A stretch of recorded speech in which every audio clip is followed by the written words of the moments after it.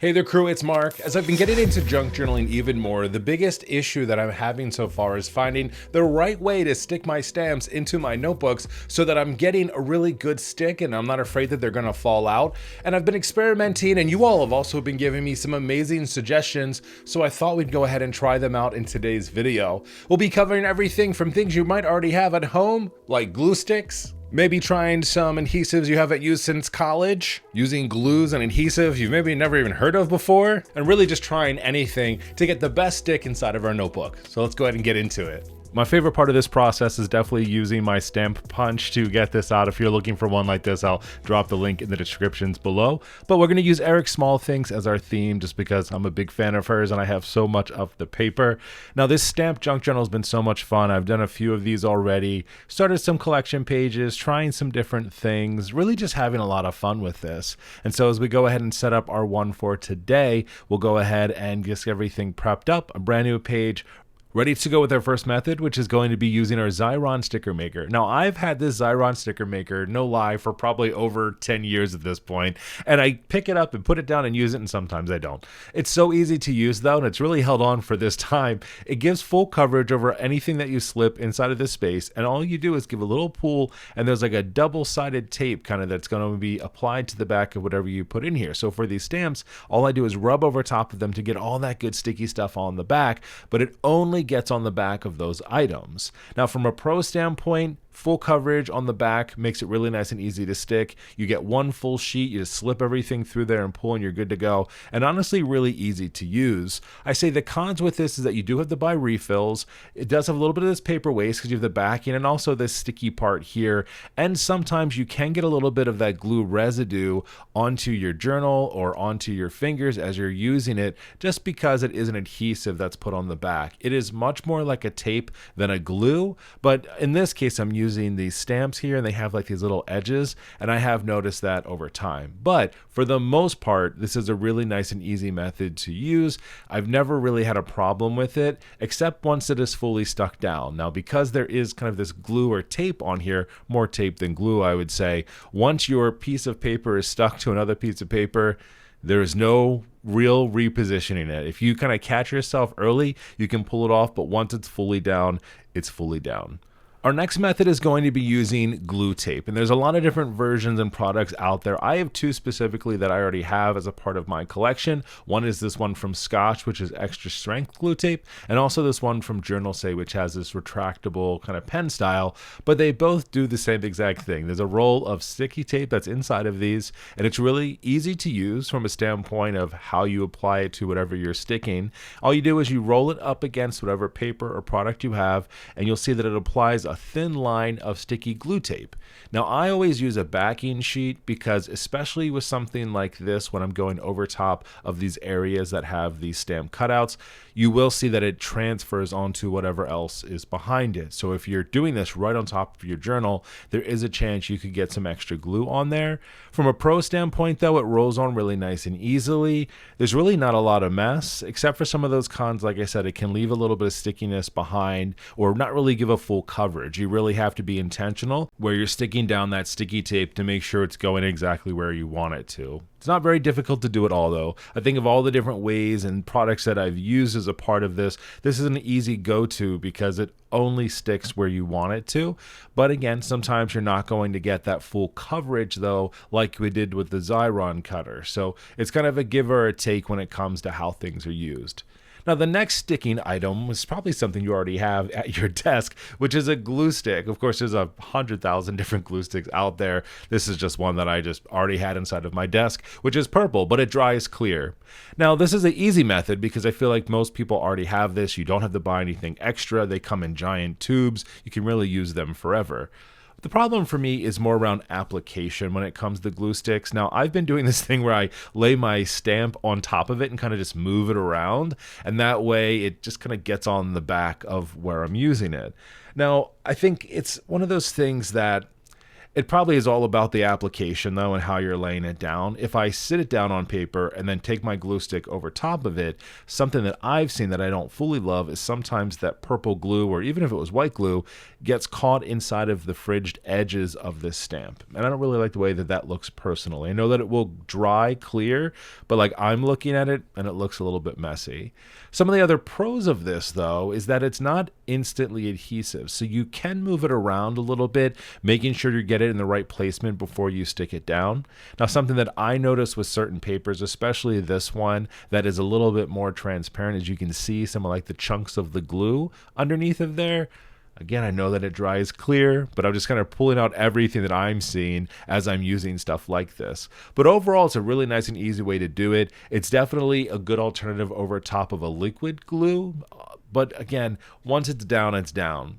That's the thing about it. You only have maybe like a few seconds before you got to try to get it up off the paper in case you made a mistake. But then once you do, the stickiness is gone, and then you're back to square one, and then you're just using it inside of your journal. So just another way. Now, our next method is one that I haven't used since art school, and that's using rubber cement. This was actually a recommendation from a viewer from a previous video.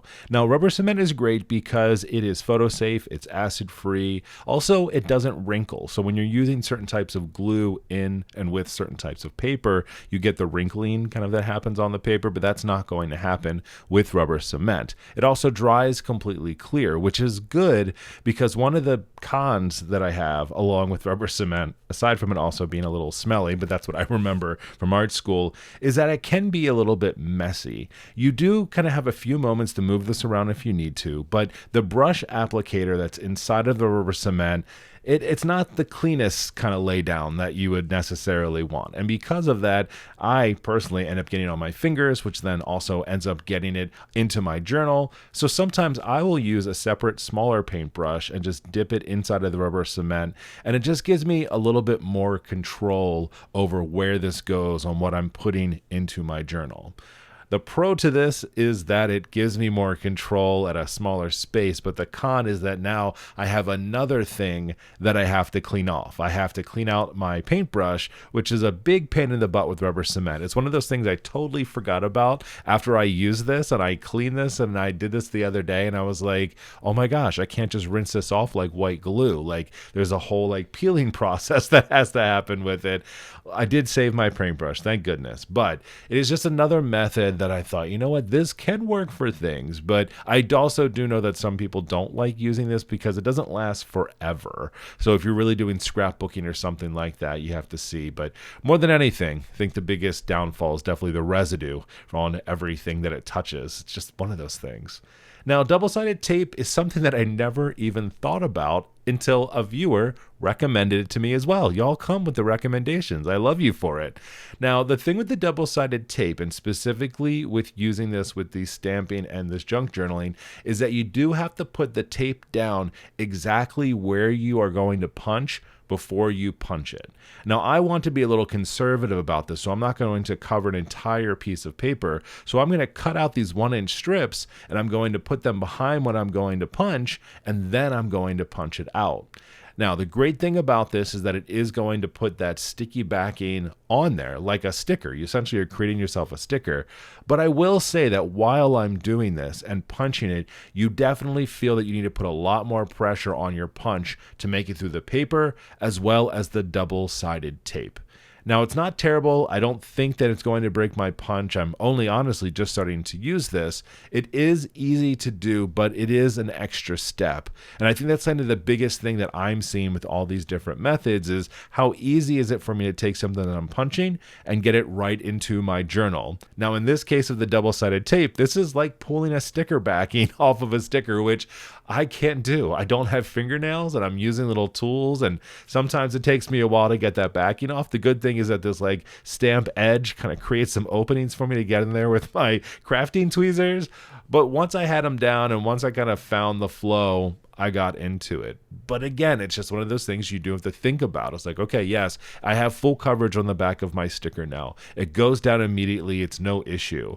Now, another con is that it's not repositionable, at least this double stick tape that I have, and it's something that you have to consider if you're going to try this method. It's basically very similar to the Xyron sticker maker that we have, except you're just making it yourself. And I think the biggest pro to this is that you're selecting your size, so you don't have a ton of waste. Really, the only paper waste you have is this little backing that you're pulling off, opposed to the Xyron sticker maker, which had a little bit more, which is then totally different than any other liquid type things or the glue tapes that we've used. So I'm taking a lot of that into consideration, as well as I'm trying out all these different methods and say, what's the easiest way for us to do this, but also what's going to give me the best coverage as well.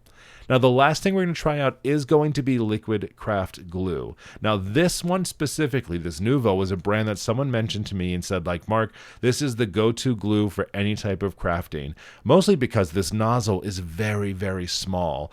Unlike, Elmer's glue or school glue, it comes out a lot thicker. This was amazingly easy to put on top of these stickers and stick it right into my journal. There was no mess. I could really control how much glue was going onto them with that small nozzle, but just something that you'd have to pay attention to. Of course, you could also use the regular paintbrush method like we did with the rubber cement, but with regular white glue if you wanted to. But I just found this so easy to do. I also love that it was easy to reposition if you needed to. But the biggest con to this, though, is that we did have the wrinkling on the back of the page. Now, when this dries completely clear and the glue isn't wet anymore, it's probably not going to be much of an issue. But of all the different methods that we did, this is the only one where I had that paper wrinkling happening. So just something to think about as we do it. It's pretty impossible, I think, to come up with every possible solution, but I definitely think we've touched on everything from gadgets to double stick tape to glue to liquids and solids and kind of all these different ways to do it. And for me, it really does come down to how easy is it to use? How much extra effort do I have to put into something to make it work for me, especially inside of my journal? But also cost and thinking about, am I going to have to refill it? Am I going to have to buy it? As something like the double stick tape, for instance, I really like, but as I'm using it, I have to really think about it. And like I said, be intentional about where I'm laying it down so I'm not being wasteful. And is it going to eventually hurt my stamp punch? I don't know just yet. The liquid glues, there are so many different options. I mean, I will never forget the smell of this rubber cement. It's so funny, thinking about me using it again. I haven't used this in so many years, but it is something that's like, yeah, it sticks paper to paper. It does a really good job, but it is a little bit messy versus something like this Nuvo, which again, brand new to me. I love the applicator on this. It's so nice and tiny. So let's go ahead and make a decision. Of the things I'm using, what do I think is going to work the absolute best? What is going to give me the best result? For me, the two things that I like the best from all the different methods we've tried today, first is definitely the Xyron sticker maker. I think the ease of use of this tool is what makes it so great. I can clip everything out that I want to stick into this and just run it through the machine and pull it off and stick it right to the page. That's all that I need to do. Nothing too crazy or anything else like that. Then my second favorite way is actually the one that was recommended to me, which is the double stick tape. I have to be a little bit more intentional about it, and I'm not sure what it's going to do to my punch in the future, but it works great right now. I've shared my favorite way of sticking things into my notebook now that I've tried all these different methods, but now I have to hear from you. Let me know down in the comments section what your favorite method of sticking things into your notebooks are. Maybe you have a favorite tape or glue or something that we haven't even heard of just yet that beats out everything in the paper craft community. I can't wait to hear from you, and I'll talk to you next time. See ya.